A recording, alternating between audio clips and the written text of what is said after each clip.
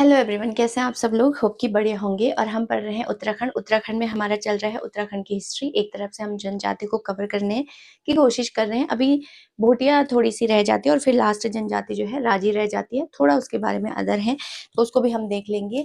उत्तराखंड में मतलब हिस्ट्री में जो है वो हमारा कत्यूरी वंश चल रहा है। कत्यूरी वंश वैसे तो हमारा खत्म हो चुका था। कत्यूरी वंश ऑलमोस्ट मैंने खत्म कर लिया है ना।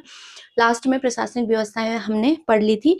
अभी जो है थोड़ा सा, हालांकि अब हमें चंदवंश, क्योंकि कत्यूरी वंश का अंतिम राजा कौन पड़ा था, हमने ब्रह्मदेव पढ़ा था। और ब्रह्मदेव ने ही सुई यानी कि लोहा घाट है ना, सुई में लोहा घाट में, लोहा घाट कहाँ पड़ेगा, चंपावत में। तो उसने लोहा घाट में क्या किया था, सुई नामक राज्य की स्थापना की थी। और वहीं पर फिर क्या हो गया था, बाद में सोमदेव आता है और वो अपनी बेटी की शादी किससे कर लेगा, सोमदेव से कर लेगा, जिसकी ब्रह्मदेव की बेटी का नाम क्या था, चंपा था, है ना। तो थोड़ा बीच में मिसलिनियस छूट जाता है। मतलब मैंने आपको बोला था कि जो कत्यूरी वंश हम पढ़ रहे हैं वो मिडिवल पीरियड का पढ़ रहे हैं। उत्तर भारत में क्या चल रहा है, मध्यकाल चल रहा है, दिल्ली सल्तनत और मुगल का चल रहा है ना। तो ये एक बात हो गई। तो देखते हैं आज थोड़ा सा वो मुस्लिम आक्रमण कौन कौन भारत की, मतलब उत्तराखंड की तरफ रुक कर गए, कौन कौन से मुस्लिम थे, यानी शाहजहां वगैरह। और दिल्ली सल्तनत में वो कौन से राजा थे, है ना, जो दिल्ली सल्तनत में शासन कर रहे थे, और उत्तराखंड में उनका क्या रोल है। तो ये सारी चीजें हम देख लेंगे। उसके बाद हम सीधा आ जाएंगे चंदवंश पे। तो आज की कहानी शुरू करते हैं। और ये है हमारे मान्य श्री प्रीतम भरतवाण जी, है ना। इनको तो हम सभी जानते हैं, जागरों के सम्राट इनको कहा जाता है। और इनके नाम पर बहुत सारी यूनिवर्सिटी, अभी देहरादून में भी है, आपका श्रीनगर में भी है, हैं। और बाकी तो जापान, सिंगापुर, अमेरिका वगैरह तक भी इन्होंने प्रोफेसर के रूप में ये जुड़े रहे हैं। वहां पर जो जितने भी वो सांस्कृतिक वगैरह जो यूनिवर्सिटी है वहां पर, उनके पद्मश्री वगैरह से भी ये नवाजे गए हैं 2019 में। और ऐसे ही इन्होंने भागीरथ सम्मान वगैरह बहुत सारे जो है अवार्ड अपने नाम कर लिए हैं, है ना। तो जागरों की दुनिया का सम्राट इनको ऐसे ही नहीं कहा जाता है। कुछ तो इनकी आवाज में दम होगा, कुछ तो गायकी में बात होगी, है ना। ये एक बात होगी। तो चलिए फिर शुरू करते हैं आज की कहानी और ले लेते हैं अपना व्हाइट बोर्ड, शुरू करते हैं। देखिए हम पढ़ रहे थे हिस्ट्री, है ना, हिस्ट्री पढ़ रहे थे। होप कि आपको यहाँ तक दिख रहा होगा, है ना, क्योंकि मुझे लग रहा है कुछ चीज कम है। तो कम क्या है ये मुझे समझ नहीं आया, कोई तो लाइट वाइट का मिसिंग है, खैर कोई बात नहीं। तो कत्यूरी वंश हमारा खत्म हो गया था। अभी हमें पढ़ना है बहुराजकता। उत्तराखंड में क्या चल रहा है, बहुराजकता। बहुराजकता का मतलब होता है, यूके में बहुराजकता का टाइम पीरियड चल रहा है इस समय, बहुराजकता युग है। उत्तराखंड में अभी क्या है, बहुराजकता। बहुराजकता, बहु मतलब जैसे बहुत, राजकता मतलब छोटे छोटे राजा, पर्टिकुलर कोई बड़ा राजा नहीं है जो पूरे उत्तराखंड पर शासन कर रहा है। अलग अलग छोटे छोटे एरिया पर छोटे छोटे राजा शासन कर रहे हैं। तो एक आध जिनमें इंपॉर्टेंट है, जिनके थोड़े बहुत जो है साक्ष्य मिले हैं, बहुत पूरा डिटेल से तो कहीं इनका विस्तृत वर्णन तो नहीं मिला है ना। तो छोटे छोटे जो राजा उनको मतलब जो शासन कर रहे हैं उनको हमको देखना है इसमें। तो देखिए सबसे पहले अगर हम देखेंगे तो हम सीधा आ जाते हैं चक्राता में। चक्राता का पुराना नाम आपको एक बार पूछा भी था। चक्राता का पुराना नाम है एक चक्रा, ठीक है, एक चक्रा। तो एक चक्रा पर भी कोई राजा शासन कर रहा है। एक चक्रा जिसे क्या कहे, बहुबाण वंश। यहाँ पर एक वंश जो है वो राजा, मतलब बहुबाण वंश जो है ये यहाँ पर क्या कर रहा है, वंश जो है साम्राज्य कर रहा है चक्राता पे। तो ऐसे ही जैसे कोई चक्राता पर कर रहा है, कोई हरिद्वार पर कर रहा है, कोई देहरादून में कर रहा है, कोई सिरमौर वाले एरिया में कर रहा है, कोई कुमाऊं साइड में कर रहा है। छोटे छोटे राजा हैं, इनको देख लेते हैं जल्दी जल्दी से। बहुबाण वंश, और कहा जाता है इसका जो जिक्र मिलता है कि टोटल जो है इसमें कितने राजा हुए थे, वंश नहीं, 7 राजा बहुबाण वंश के इनका जिक्र मिलता है ना। तो टोटल कितने राजा हैं बहुबाण वंश, यानी कि जो कहाँ पर शासन कर रहे हैं, चक्राता। चक्राता आपको पता ही देहरादून में पड़ेगा। तो 7 राजा हैं। और इसमें जो सबसे महान शासक था वो है सूर्यसेन, है ना। 7 राजाओं में सबसे महान शासक कौन था, सूर्यसेन। तो कुछ तो किया होगा, लेकिन इसने क्या क्या काम किया इसकी जानकारी कहीं मिलती नहीं है। मैं गूगल वगैरह भी करी थी लेकिन कहीं नहीं मिली। और सूर्यसेन महान के एक कवि थे जो आश्रित कवि हैं इनके नाम, उनका नाम मिला है अल्लाटनाथ, है ना, अल्लाटनाथ। तो ये एक बात हो गई। यहाँ तक आपको कहाँ पर कर रहे हैं, चक्राता में कर रहे हैं। और चक्राता में कहा जाता है कि इस समय बहुबाण वंश का, मतलब वंश का शासन चल रहा है। उसमें भी 7 राजाओं ने टोटल यहाँ पर क्या है शासन किया। और अल्लाटनाथ जो है वो सूर्यसेन जो सबसे महान राजा हुआ बहुबाण वंश का, उसका है ना। सिरमौर जो आज के टाइम पे तो हिमाचल में पड़ेगा, तो सिरमौर कहाँ पड़ेगा आज के समय पे, वर्तमान तो हिमाचल पड़ेगा।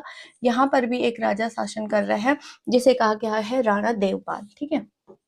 राणा देवपाल यहाँ पर क्या कर रहे हैं, शासन कर रहा है। राणा देवपाल, ठीक। और कहा जाता है राणा देवपाल कहाँ का है, सिरमौर, वर्तमान तो अभी हिमाचल में पड़ेगा, कहा जाता है।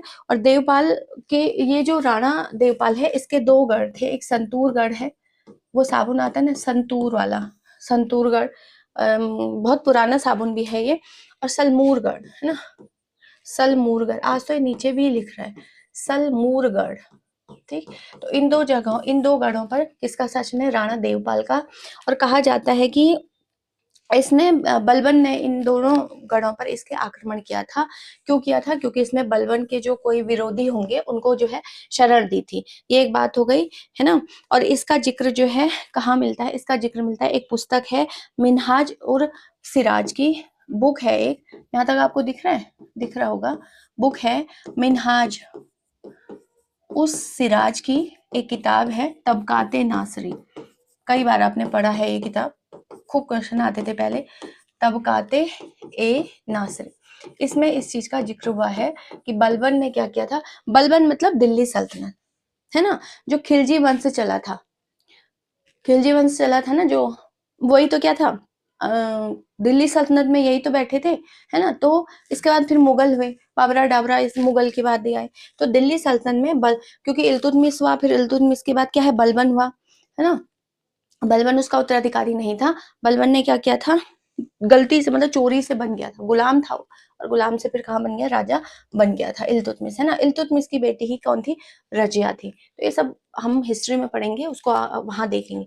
तो मेरा मिन्हाज और सिराज की पुस्तक तबकाते नासरी से इसका वर्णन मिलता है कि राणा देवपाल जो सिरमौर पर आक्रमण कर रहा था, उसके समय पर बलबन ने आक्रमण किया था संतूरगढ़ पर और सलमूरगढ़ पर। और रीजन मैंने आपको बता दिया क्यों किया था, क्योंकि इसने बलबन के जो विरोधी थे, जो बलबन को मतलब अगेंस्ट रहे होंगे, दुश्मन रहे होंगे, उनको शरण दी थी, ठीक है। ये एक बात हो गई। और क्या क्या है जिक्र मिलता है जी, गंगोली हाट, थोड़ा उधर कुमाऊं की तरफ चले जाते हैं। गंगोली हाट कहाँ पड़ेगा, गंगोली हाट ये कहाँ पड़ेगा आपको, पिथौरागढ़ है ना। तो यहाँ पर पिथौरागढ़, यहाँ पर भी कौन, पिथौरागढ़ सही लिखा है, ये पिथौरागढ़ वही है जिस किसने बसाया था, जल्दी से आप बता दो। यहाँ पर मणिकोटी राजवंश से चल रहा है, पिथौरागढ़ किसने बसाया था, जल्दी बताओ, मणिकोटी राजवंश से चल रहा है, पिथौरागढ़ बसाया था पिथौरा शाही ने, है ना। और इसकी सबसे छोटी रानी हमने पढ़ा था जिया रानी थी, जिनसे उत्पन्न पुत्र क्या था, धामदेव था, जिसको दुलाशाही कहा जाता है। फिर उसके दो बेटे हुए थे, कौन, मालूशाही और लामरशाही, जिसकी कहानी जिया रानी की भी मैं आपको बता चुकी थी, और प्रेम कहानी भी मैं आपको बता चुकी थी। प्रेम कहानी तो नहीं भूलना चाहिए मेरे हिसाब से, है ना। चलिए फिर आगे देखते हैं, गंगोली हाट हो गया, फिर है आपका अस्कोट। अस्कोट वन्य जीव विहार भी है, मैंने आपको बताया था कस्तूरी मृग संरक्षण के, स्कोट है, अस्कोट भी कहाँ पड़ेगा, पिथौरागढ़ में, आया क्वेश्चन है, बहुत बार आता है ना। तो कहा जाता है कि ये जो अस्कोट पिथौरागढ़ है, यहाँ पर भी, यहाँ पर क्या था, मतलब यहाँ के जो राजा थे, ठकुराई राजा थे यहाँ के, है ना, ठकुराई, ठकुराई मतलब ठाकुर, उनको क्या कहा जाता था, रजबार, है ना, रजबार इनको कहा जाता था। और पाल राजाओं का यहाँ पर शासन था, तो अस्कोट में कहा था पाल राजाओं का, और पाल राजाओं का शासन था। और पाल राजाओं में जो वो था, क्या कहते हैं, पाल वंश का जो संस्थापक इसमें कहा गया वो था अभय देव, ठीक है, अभय देव। तो ये जो राजा थे इनको ही क्या कहा गया, रजबार कहा गया, पाल वंश के राजाओं को, क्योंकि पाल वंश ही यहाँ पर क्या कर रहे थे, शासन कर रहे थे, पाल राजाओं का यहाँ पर शासन था, है ना। ये एक बात हो गई। ये कत्यूरी वाला भी है, जो अलग अलग भागों में, टुकड़ों में बटा हुआ था। मैंने आपको बताया था जब 13वीं सदी में कत्यूरी वंश क्या हो गया, जहां तहां छिता गया था, ठीक, एक बात हो गई। आगे देखते हैं और क्या है इसमें। अब यही है वो लास्ट जो हम पढ़ रहे थे, देखो सुई राज्य की स्थापना हुई, सुई राज्य, सुई वो वाली नहीं, सिलने वाली, सुई राज्य है। सुई राज्य का है आपका लोहा घाट, है ना, लोहा घाट के अंदर एक मतलब साम्राज्य स्थापित हुआ, लोहा घाट। और लोहा घाट कहाँ पड़ेगा आपका, चंपावत, ठीक है। तो यहाँ पर भी जो है, और किसने स्थापित किया था, ये वही ब्रह्मदेव, जो हमने पढ़ा था कत्यूरी वंश का अंतिम राजा था, ठीक है, ब्रह्मदेव था, और इसी का शासन था, इसने ही स्थापित किया था सुई राज्य, ठीक है। और जिसके समय ही क्या हुआ था, सोमचंद जो है वो कुमाऊं आया था, और फिर सोमचंद कुछ समय तक तो इसी दरबार में रहा, सुई राज्य में, ब्रह्मदेव के ही उसमें। लास्ट में इसकी पुत्री से उसको प्रेम हो गया, गुपचुप मिलने लगे, और फिर क्या हो गया, राजा को शक हो गया, तो राजा ने पूछा शादी वादी का, तो कहा कि बिल्कुल। अब इसमें बहुत सारी किंवदंतियां हैं, जब मैं आपको चंद्रवंश बताऊंगी तब आपको बताऊंगी कि इस राजा को सपने आया था, बद्रीनाथ भगवान दर्शन में आए थे कि आपके यहाँ सोमचंद आ रहा है, इस टाइप से। तो अलग अलग मान्यता है, उसको मैं आपको बताऊंगी। तो अपनी बेटी की शादी, बोला कब तक ऐसे चुप चुप से मरे, कभी मंत्री देखता है कभी कोई देखता है, बड़ा गड़बड़ा जाता है मामला, और हम तो मेरे पापा तो क्या है, राजा हैं, तो बड़ी दिक्कत आ जाएगी। तो ब्रह्मदेव ने फिर क्या कर दिया था, बोला ऐसे गुपचुप मत मिलो, पुत्री की शादी किससे कर ली थी, चंपा की, किससे, सोमचंद से, ठीक है। तो यहाँ तक तो हम पढ़ ही चुके थे, ठीक है। एक और चीज इसमें आ जाती है, कत्यूरों का अंतिम गढ़ था मनीलागढ़। कौन, मनीलागढ़ था कत्यूरों का अंतिम गढ़, और इस पर जो है बाज बहादुर चंद, बाज बहादुर चंद ने, बाज बहादुर चंद भी हम चंद्रवंश में पढ़ेंगे, ने इसको अपने कब्जे में ले लिया था या जीत लिया था, कुछ भी आप बोल सकते हो। जो अंतिम गढ़ था उसको भी जीत लिया फिर चंद शासक ने, है ना। तो ये एक बात हो गई, यहाँ तक हमने पढ़ लिया। अब हम पढ़ेंगे मुसलमान शासकों का आक्रमण। ये तो हमने थोड़ी बहुराजकता, मतलब अलग अलग जगह पर अलग अलग शासन कर रहे हैं, जो मेन मेन है वही मैं आपको बता रही हूँ। किताबों में भी इतना ही है, गूगल वगैरह में भी इतनी ही जानकारी मिलती है। अब आते हैं मुसलमानों का, है ना, मुसलमानों का, या मुसलमानों का क्या रोल रहा, है ना। तो मुसलमान शासकों का आक्रमण, इन्होंने भी किया मुसलमानों का आक्रमण यूके पे, ठीक है, आक्रमण। तो इसको देख लेते हैं कि भाई कैसे कैसे किस किस ने आक्रमण किया, है ना। तो आपको पता है एक पगला शासक कहा जाता है इतिहास में, सबसे असफल शासक अगर किसे कहा जाता है तो उसी को कहा जाता है एमबीटी, मोहम्मद बिन तुगलक, ठीक है। एमबीटी ये बड़ा खतरनाक था। एमबीटी इसने जितने भी मतलब इसने डिसीजन लिए सारे रॉन्ग लिए, ठीक। बाद में पगला गया था एक, ठीक। तो राजधानी वगैरह शिफ्ट करने की इसने कोशिश करी, दिल्ली से दौलताबाद ले जा रहा था, ले जा नहीं पाया, रास्ते में सैनिक मर गए, भूख प्यास से पहाड़ पे, ओ पहाड़ी पे चढ़ाने के लिए। फिर वापस आते टाइम बोला नहीं नहीं नहीं, दिल्ली राजधानी नहीं शिफ्ट करेंगे। फिर कुछ तो जाते टाइम मर गए बेचारे, कुछ आते टाइम मर गए, है ना। पूरी आधे से ज्यादा सेना इसकी खत्म हो गई। तो पगला शासक भी इसे कहा जाता है, पगला शासक, पूरे और असफल था, जबकि पूरे इतिहास में सबसे पढ़ा लिखा था एमबीटी, मोहम्मद बिन तुगलक पूरे इतिहास में सबसे पागल नहीं, पढ़ा लिखा शासक था। 23 भाषाओं को लिखना जानता था, लिखना और पढ़ना, और 24 भाषाओं को लिखना और पढ़ना जानता था, और 23 भाषाओं को कुछ ऐसा था कि एक भाषा को केवल लिखना है पढ़ना, कुछ इस टाइप से। सबसे ज्यादा पढ़ा लिखा था ये, और सबसे कम पढ़ा लिखा था अकबर, लेकिन सबसे सफल शासक हुआ अकबर, है ना। तो ये भी एक बात है। तो ये था पगला शासक। तो कहा जाता है कि इसने कराचल पर, है ना, कराचल, अब कराचल किसे कहा गया, कराचल कहा गया कुमाऊं को, कुमाऊं की तरफ भी इसने क्या किया था, आक्रमण किया था। कराचल किसे कहा गया, मतलब दिल्ली सल्तनत के जो लोग थे वो इसे क्या कहा जाता था, कराचल की तरफ इसने क्या किया था, आक्रमण किया था एमबीटी ने।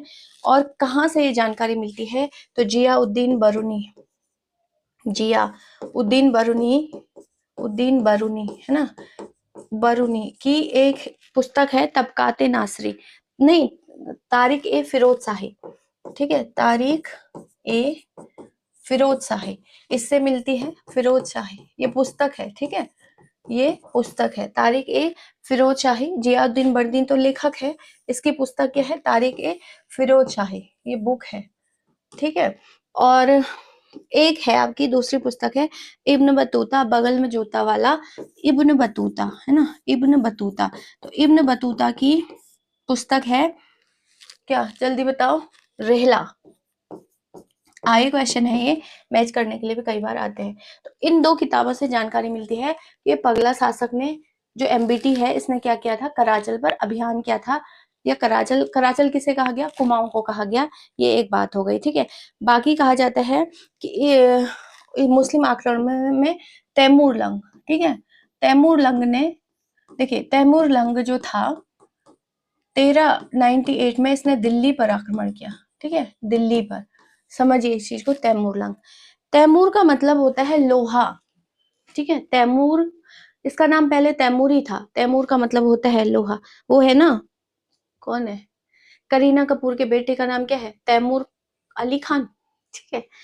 तो तैमूर का मतलब होता है लोहा, और लंग तो इसको बाद में पढ़ा गया, लंग इसलिए पढ़ा, कहा जाता है कि एक हाथ से पूरी, मतलब एक हाथ और एक पैर से पूरा क्या था, लंगड़ा था तैमूर लंग।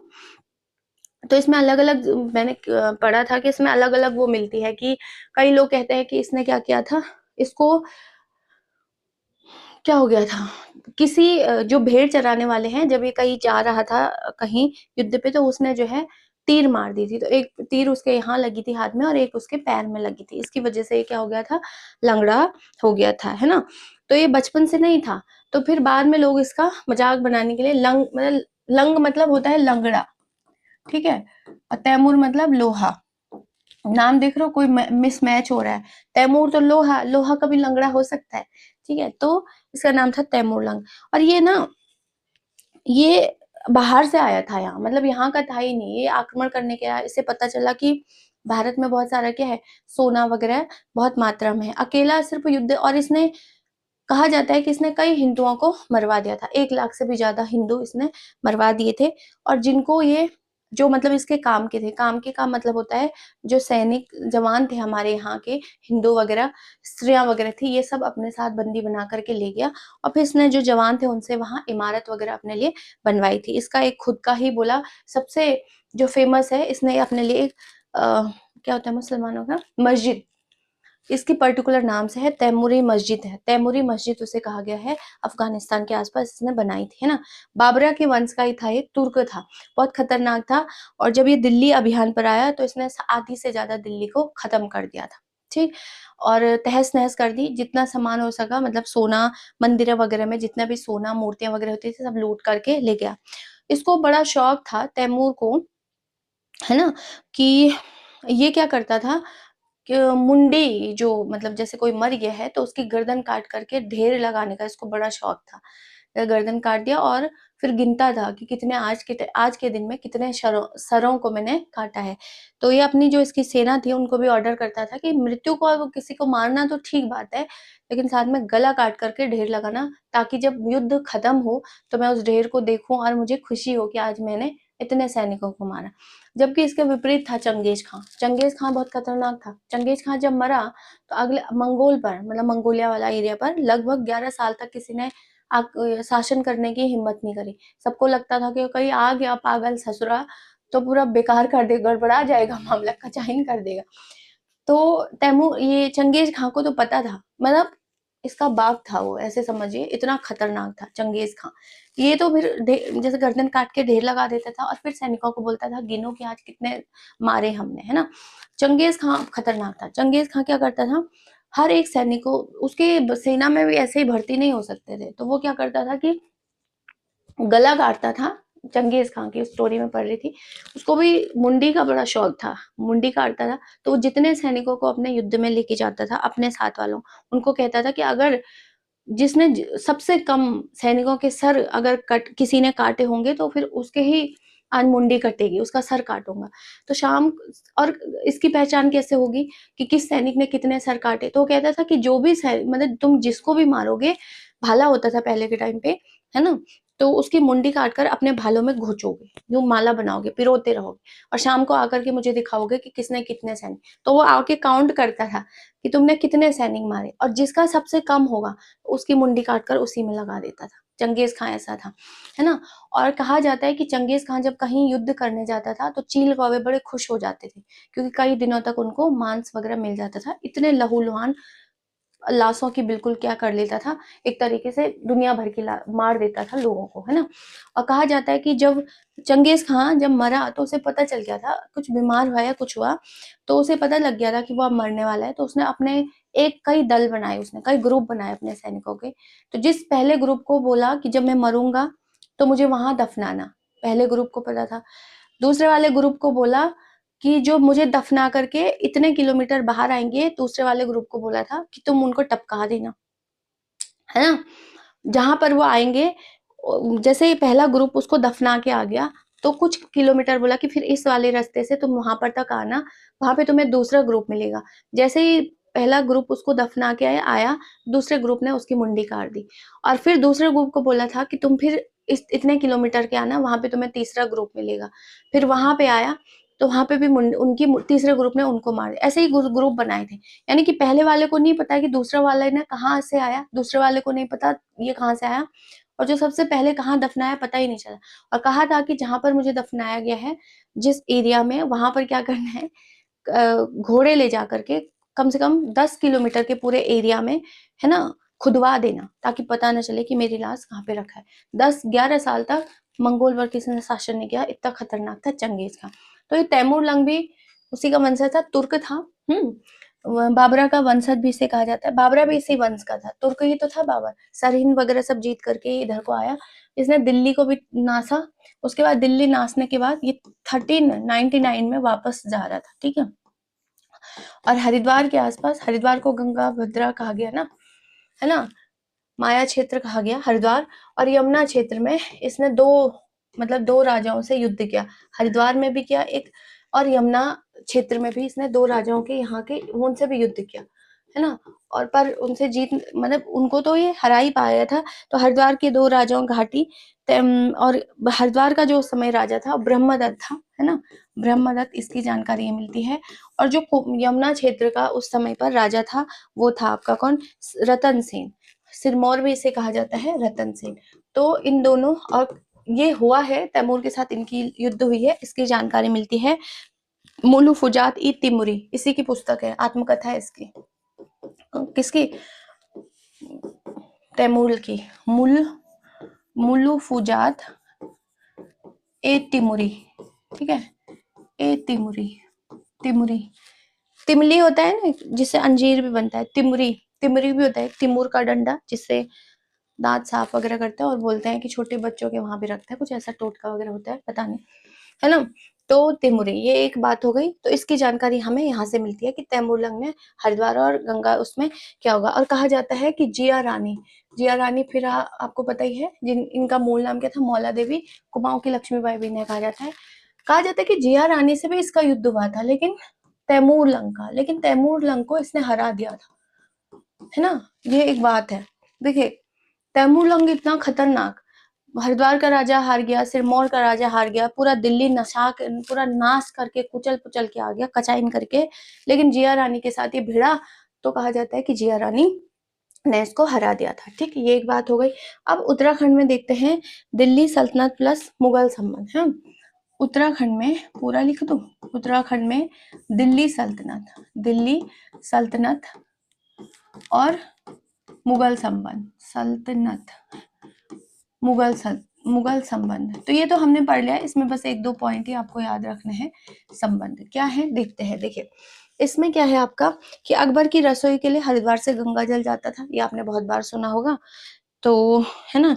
तो जो अकबर की रसोई थी, अकबर, है ना, सबसे ज्यादा समय तक, क्योंकि बाबरा तो पूरा शासन बनाने में ही लग गया, हुमायूं फिर उतना आलसी निकला, हुमायूं तो 15 साल तो निर्वासन में ही रहा, है ना, ईरान इराक में चले गया, यहाँ वहां पटाके लाया फिर दूसरे, है ना, तो फंसा के लाए। और फिर अकबर को बना बनाया साम्राज्य मिल गया था, तो लंबे समय तक शासन कर लिया। तो कहा जाता है कि अकबर की जो रसोई थी उसमें अकबर की जो रसोई थी उसमें गंगा जल ले जाया जाता था खाना बनाने के लिए, अकबर की रसोई में। हालांकि इसको चंद्रवंश में हम और डिटेल से पढ़ेंगे। अकबर को लगा कि यार गंगा जल बार बार क्यों लाना है, ऐसे बार बार रसोई में कब तक लाएंगे, क्यों ना गंगा को यहाँ ला दिया जाए। तो कहा जाता है उसने युद्ध भी किया था कि पता करो सैनिकों कि ये गंगा निकल कहाँ से रही है, वहीं तक कब्जा कर लेंगे, है ना, बार बार ऐसे ही जाना ठीक नहीं। लेकिन फिर वो हार गया था, ऋषिकेश से उसे आगे उसके सैनिकों को आगे बढ़ने नहीं दिया था। ये एक बात हो गई। तो दूसरा क्या है, जहांगीर ने हरिद्वार की यात्रा की थी, इसने तो गंगा जल ही मतलब जाता था इसके उसमें। और जहांगीर, है ना, जहांगीर ने क्या किया था, हरिद्वार की यात्रा की थी, ये आपको ध्यान रखना है, हरिद्वार की यात्रा, ठीक। और दूसरा जो है, जहांगीर ने हरिद्वार की यात्रा की थी। अगर आप इसी में देखोगे तो और क्या है, माधो सिंह भंडारी ने का एक शेरगढ़ का दुर्ग था देहरादून में। माधो सिंह भंडारी, उस पर मैंने एक शॉर्ट्स भी बनाया था। माधो सिंह महिपति शाह के सेनापति थे माधो सिंह भंडारी। तुमुल के युद्ध में, ये तिब्बत के साथ जो तुमुल का युद्ध हुआ था उसमें जो है इनकी मृत्यु हो गई थी, इनको घेर लिया था, है ना। माधो सिंह भंडारी बड़े ब्रेव थे, लास्ट में इनको लग गया कि अब चीनी मतलब तिब्बती सैनिकों ने इनको घेर लिया है, तो इन्होंने अपने सैनिकों को कहा कि इनके नाम से बड़े कांपते थे चीनी, तो बोला कि मुझे घोड़े पर बिठा करके मार करके घोड़े पर बिठा दो और चीनी सेना के बीच में घुमा दो, इससे चीनी सेना सतही भाग जाएगी। और ऐसा हुआ भी, है ना। तो इनका एक शेरगढ़ का दुर्ग था माधो सिंह भंडारी का, देहरादून में, है ना, शेरगढ़ का किला, किला या दुर्ग भी बोल सकते हो आप, है ना। तो उस पर मुगल सेनापति नवाजत खान ने अधिकार कर लिया था। तो बाद में जब नवाजत खान अभी आगे आएगा, जब वो आक्रमण करेगा, नवाजत खान ने इस पर क्या कर लिया था, मुगल का था ये, मुगल सेनापति था एक, नवाजत खान ने इस पर क्या कर लिया था, कब्जा कर लिया था इनके शेरगढ़ के किला पे, है ना। दूसरा है दिल्ली सल्तनत के इतिहासकार, ये तो अगर आपको लिखना है तो लिख सकते हो। दिल्ली सल्तनत के इतिहासकार जो है ना, जो भी दिल्ली सल्तनत में इतिहासकार रहे होंगे, ये उत्तराखंड को क्या बोलते हैं, कुमाऊं पर्वत प्लस शिवालिक बोलते हैं। यूके को क्या बोलते हैं, शिवालिक और कुमाऊं पर्वत, सॉरी शिवालिक और हाँ कुमाऊं, नहीं हाँ कुमाऊं पर्वत, ठीक है, कुमाऊं पर्वत दिख रहा है यहाँ तक, होप कि दिख रहा होगा। कुमाऊं पर्वत ये बोलते हैं, मतलब ये उत्तराखंड नहीं बोलते हैं, शिवालिक बोलते हैं या फिर कुमाऊं पर्वत ये बोलते हैं। औरंगजेब ने हिमाचल के बुटोलगढ़ को जीतने का फरमान मेदिनी शाह से लिया था, है ना। और औरंगजेब तो आपको पता ही है कि बुटोलगढ़, है ना, बुटोलगढ़ को जीतने का फरमान लिया था, किससे, मेदिनी शाह से। अब मेदिनी शाह कौन है, अभी जब चंद्रवंश आएगा तब हम पढ़ेंगे, है ना। तो ये एक बात होगी। और किसने किया था बुटोलगढ़ में, औरंगजेब ने। तो थोड़ा थोड़ा ये उत्तराखंड की तरफ भी आए, है ना, ज्यादा जानकारी तो इनकी है नहीं कहीं से, लेकिन थोड़ा थोड़ा इंपॉर्टेंट हो जाता है, जो थोड़ा सा एग्जाम के वन से पूछ सकता है कि निम्न में से कौन सा, और आता भी है क्वेश्चन, कई बार आए भी हैं, तो ये आपको ध्यान रखना है ना। तो अब यहाँ तक हमारा कंप्लीट हो चुका है, कत्यूरी से थोड़ा सा जो मिसलिनियस था ये भी मैं आपको बता चुकी हूँ। अब इसके बाद जो है सीधा हो जाएगा हमारा शुरू चंद्रवंश। इसमें बहुत सारे कमेंट थे कि एमसीक्यू कराना है मैम, तो बिल्कुल एमसीक्यू कराए जाएंगे। मैंने आपको बोला है कि आपके जो बातें हैं वो सराखों पर होती हैं, इसके एमसीक्यूज में कराऊंगी, फिर हम जंप करेंगे चंद्रवंश में, है ना। तो होप यहाँ तक की कहानी आपको समझ आ गई होगी। अगर आ गई है तो आप चैनल को लाइक शेयर सब्सक्राइब कर सकते हैं। इसमें कोई डाउट आपको लगता है तो आप कमेंट करके भी बता सकते हैं, है ना। चंद्रवंश शुरू करने से पहले एक एमसीक्यूज मैं करा दूंगी, जिसमें कुछ पीवाईक्यू होंगे और कुछ जो है मैं खुद से क्वेश्चन बना करके आपको करा दूंगी, है ना, ताकि आप अपने आप को क्या बोल सकते हैं, इवेल्युएट कर पाए कि आपको जितना पढ़ा था उसमें से कितनी चीजें याद हैं और कितनी नहीं, और कितनी अभी पढ़ने की जरूरत है।